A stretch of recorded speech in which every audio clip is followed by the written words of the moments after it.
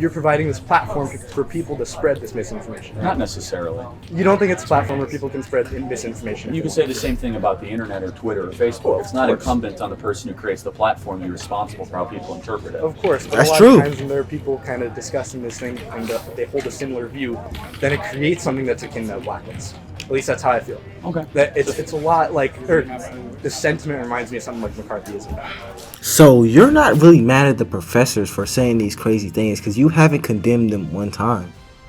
Personally, I'm someone that really values free speech, right, and like an uninhibited engagement among people that disagree. And it's really unsettling to me that you have this website, professorwatchlist.org, right? Yep. That basically tells conservative students that, hey, these professors are very liberal, and you should avoid them. It doesn't say avoid them. The official statement I read said that you Just to expose. Okay, fine, expose.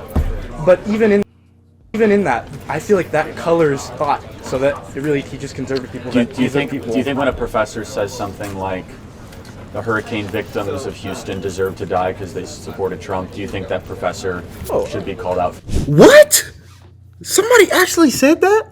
Let me know the professor who said that so I'll make sure I never take them. That is crazy. For that?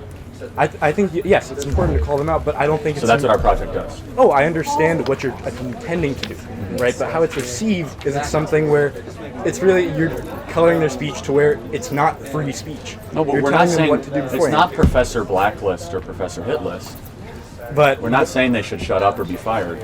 But for example, so this one professor, I think his name was Alberto Ponce. Okay. I was reading the list and it said that he was basically he was saying these things and he was saying that, oh, the Constitution is a white man's Constitution. Yeah, it's a quite radical sentiment. Sure, it's a radical sentiment, but it's protected by the First Amendment. No doubt. It's something But you can't get mad at Charlie Kirk for making this list based off of the reasoning on how it's perceived.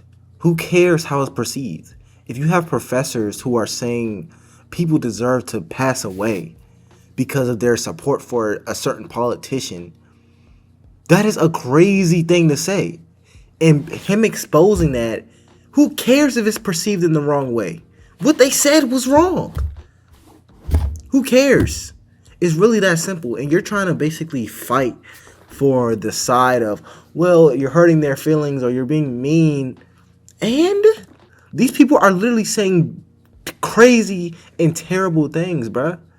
I get what you're trying to do. You're trying to, I guess, I don't know what you're trying to do, bruh. I don't even know what you're trying to do with this discussion, if I'm being honest. I will agree, right? Yeah, he has a right to say it. Right. But also, my opinion would be we as conservatives need to signal where that radical ideology is present. And I don't understand, these professors, we're not misquoting them. Yeah.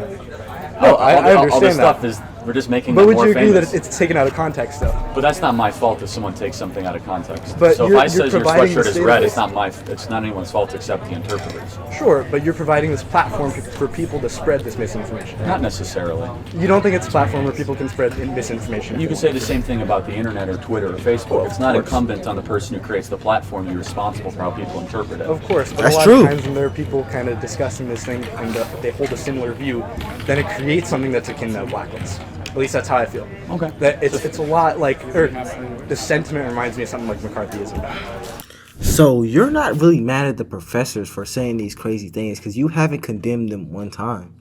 And I'm trying to be fair, but you haven't condemned them one time while speaking to them. You never said, yeah, those professors are wrong, they are terrible, and I like what you're doing, Charlie, but maybe you can do it like this. Here's an example. You didn't do that.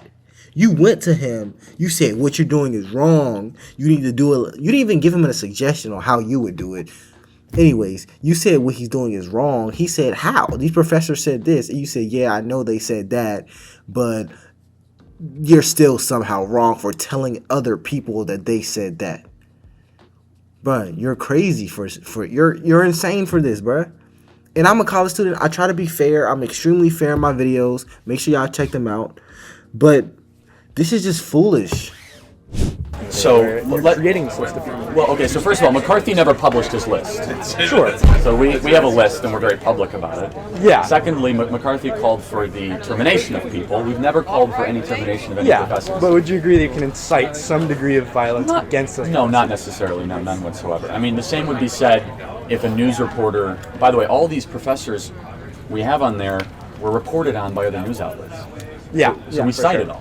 Yeah, I understand. So why not be mad at Huffington Post for all their articles they write about? I guess my main question to you is basically with all this, right? Mm-hmm. My feeling is that it inhibits this free engagement because it tells people beforehand that, hey, this is what that person believes. I would disagree. I think it encourages more speech. Let me ask. All right, so my question is, how can you guarantee that this is not going to inhibit free speech? You can never guarantee it. But we're using our right to free speech to encourage more speech. Are you encouraging more speech, or are you silencing that speech? What is he talking about, bruh? I feel like he's just trying to sound smart. What do you mean you're disabling free speech by quoting the topic? What are you even talking about? For one, he said everything he cited was literally from a news source. So really, genuinely, anybody answer this. What is he talking about? It's like he's finding every reason to disagree. He doesn't even know why he really disagrees. All he knows is that he disagrees. Doesn't know why quite yet, but he's trying to figure it out. Like, bro, I just don't get why college students can't just say, yeah, I'm wrong. Yeah, you may be right. You haven't said that one time. You're just finding different ways to be wrong. This is this is insane. I don't even know this level of mental gymnastics existed until I watched these college student videos.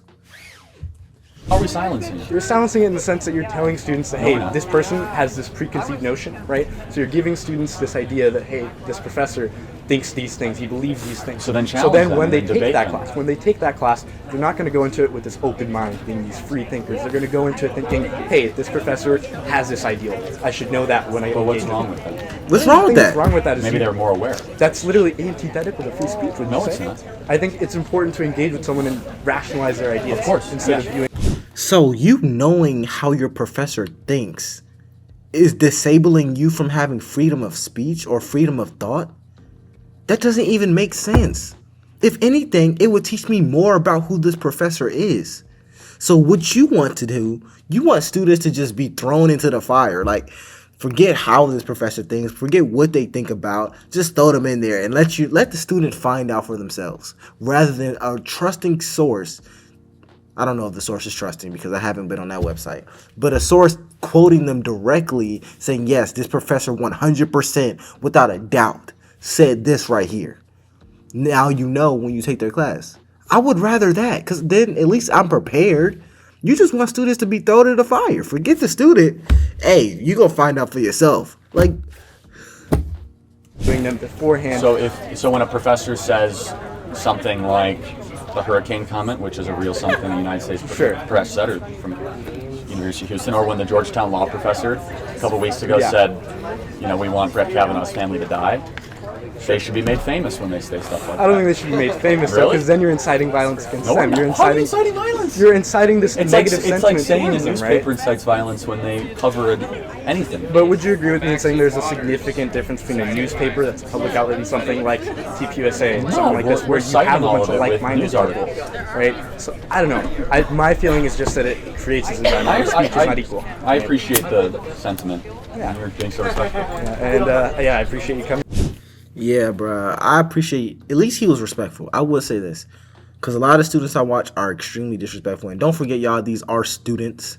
But, bruh, he did not make any sense. He was very respectful in what he was talking about. But, anyways. Let me know how y'all felt about this. And I'll see you next week.